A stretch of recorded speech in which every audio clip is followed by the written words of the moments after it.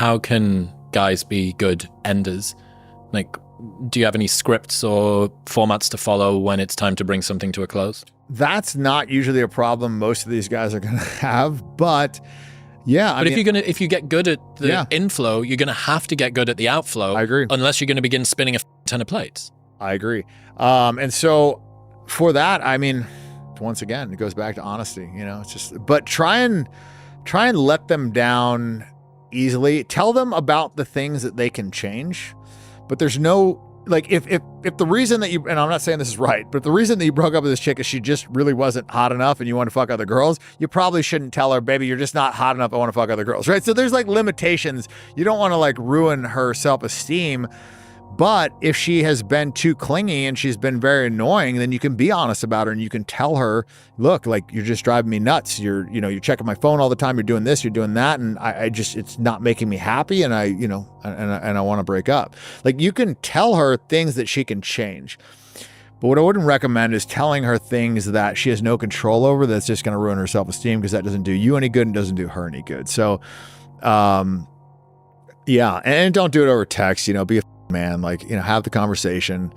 But if you've made up your mind, then I would say make up your mind. And if for some reason in this breakup, she's convinced you that you should take her back, I would say at a minimum, say, I want 1 week break.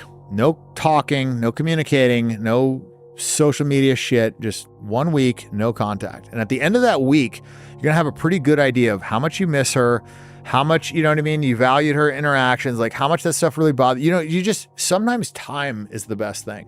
And by doing that, you also have a week where it's like, it's not so final on your end either. Like, you could get her back if you want to, which makes it actually easier for you to end the thing, right? And for her, it's like a little bit less of a, like immediate severing. So she's going to go less crazy in that week.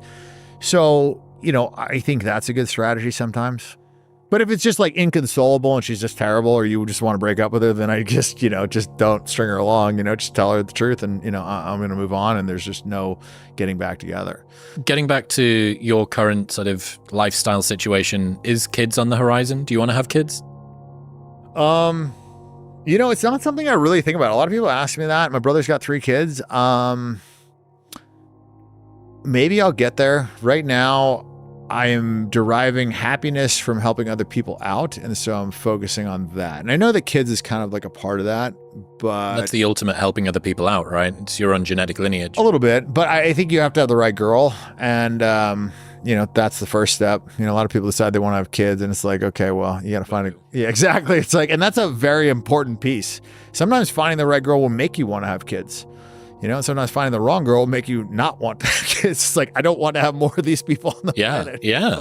Well, I mean, it's interesting how many boss bitch CEOs then find a guy that they didn't think existed and, turn into a very happy mum, or how many dudes that were maniac business people in their 20s and their 30s find a woman that's the love of their life and go, my priorities have changed. I realized that so many of my businesses were surrogate children. I think there's a lot more of the latter than the former. And I think the problem that a lot of these like boss bitch CEO girls are going to find is that by the time they want to have kids, it's like much higher chance of autism, all these other things. And they've also kind of like, not cultivated a lot of things that would probably help them be a good mother. So I think this like detachment from traditional male-female roles is another one of the problems that we have too. And I think it's okay for a woman to work, and I think it's okay for a woman to be a mom, or both. But I think both is tough. And I don't think that you can ever be a good mom if you have a full-time job either. So I would, say if kids are a priority, then,